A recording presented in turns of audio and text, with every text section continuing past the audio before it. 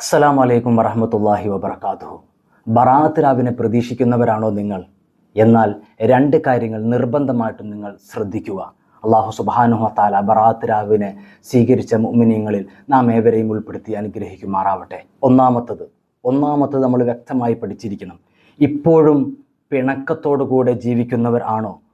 കുടുംബത്തിൽ, സമൂഹത്തിൽ, അയൽവക്കത്ത്, മറ്റുള്ളവരുടെ ഇടയിൽ വൈരാഗ്യവും കുശുമ്പും പരസ്പരം മിണ്ടാതെ ജീവിക്കുന്ന ഒരു സാഹചര്യം നമ്മുടെ ജീവിതത്തിൽ നമ്മെ വേട്ടയാടുന്നുണ്ട് എങ്കിൽ നമ്മൾ ചെയ്യുന്നതായ ചെറുതും വലുതുമായ ഒരു ആരാധനയും അള്ളാഹുവിൻ്റെ അടുക്കൽ സ്വീകരിക്കപ്പെടുകയില്ല എന്ന് മഹത്തുക്കൾ നമുക്ക് പഠിപ്പിച്ചു തരുകയാണ്.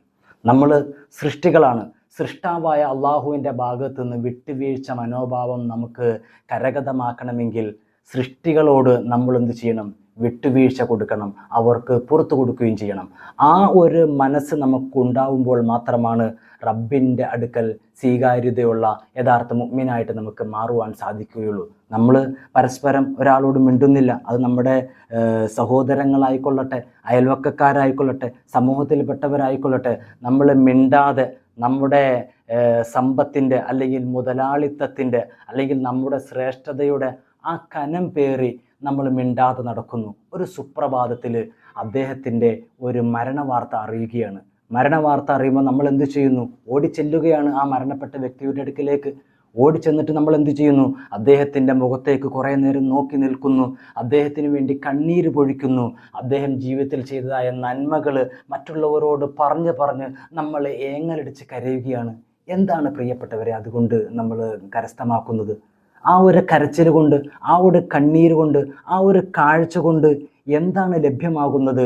ജീവിച്ചിരിക്കുന്ന സമയത്ത് പരസ്പരം ഒന്ന് മിണ്ടാതെ അല്ലെങ്കിൽ ഒന്ന് സഹായിക്കാതെ, അവനെ ഒന്ന് പരിഗണിക്കാതെ, മരണപ്പെട്ടതിന് ശേഷം ആ ജനാസയുടെ അടുക്കലിൽ നിന്ന് നമ്മൾ എത്രമാത്രം അവൻ്റെ മുഖത്ത് നോക്കിയിട്ടും ഒരു കാര്യവുമില്ല. ജീവിച്ചിരിക്കുന്ന സമയത്ത് നമ്മൾ വിട്ടുവീഴ്ച മനോഭാവത്തോടു കൂടെ ഒരാളെ പരിഗണിക്കാൻ നമുക്ക് കഴിഞ്ഞാൽ അതാണ് നമ്മുടെ ജീവിതത്തിലെ ഏറ്റവും വലിയ സൗഭാഗ്യം. തെറ്റുകളും കുറവുകളും ന്യൂനതകളും എല്ലാവർക്കും ഉണ്ടാവും. പരസ്പര ബുദ്ധിമുട്ടുകൾ, പരസ്പര പ്രശ്നങ്ങൾ, ചെറിയ കാര്യങ്ങൾ പോലും വലുതായിട്ട് കാണുന്ന സാഹചര്യം പലപ്പോഴും മനുഷ്യ ജീവിതത്തിൽ വേട്ടയാടിക്കൊണ്ടിരിക്കും. പക്ഷേ അപ്പോഴെല്ലാം വിട്ടുവീഴ്ചയുടെ മനോഭാവം ആർക്കെല്ലാം ഉണ്ടോ അവരാണ് യഥാർത്ഥ മുഅ്മിനീങ്ങൾ. നന്മയുടെ ഹൃദയമുള്ളവർക്ക് മാത്രമേ അത് സാധിക്കുകയുള്ളൂ. അല്ലാഹു സുബ്ഹാനഹു വ തആല അങ്ങനെയുള്ള മുഅ്മിനീങ്ങൾ നമ്മളെ പെടുത്തുമാറാവട്ടെ. അവർക്കാണ് ബറാഅത്ത് രാവ് ലഭ്യമാവുകയുള്ളൂ. അല്ലാഹു സ്വീകരിക്കുമാറാവട്ടെ.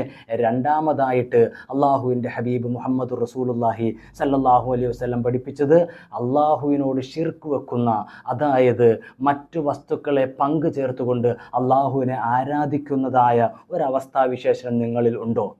നമ്മളൊന്ന് ചിന്തിച്ചു നോക്കിക്കേ. ഇന്നത്തെ കാലഘട്ടത്തിൽ ചെറിയ സുഖത്തിന് വേണ്ടി മതം കൺവെർട്ട് ചെയ്തു പോകുന്നവർ നമ്മൾ ധാരാളം കാണുന്നുണ്ട്. അങ്ങനെ പോയി കഴിയുമ്പോൾ താൽക്കാലികമായ ഒരു സുഖം മാത്രമാണ് അവിടെ ലഭ്യമാകുന്നുള്ളൂ.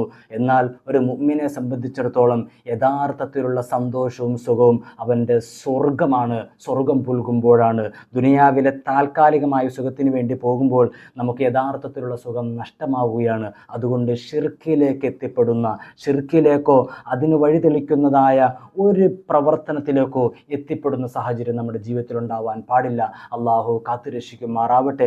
ബറാഅത്ത് ലഭ്യമായ മുത്തു മുഅ്മിനീങ്ങളിൽ നാം ഏവരെയും ഉൾപ്പെടുത്തി അനുഗ്രഹിക്കുമാറാവട്ടെ. നിർബന്ധമായും ഈ രണ്ട് കാര്യങ്ങൾ നമ്മൾ പാലിച്ചേ പറ്റൂ. അസ്സലാമു അലൈക്കും വറഹ്മത്തുള്ളാഹി വബറകാതുഹു.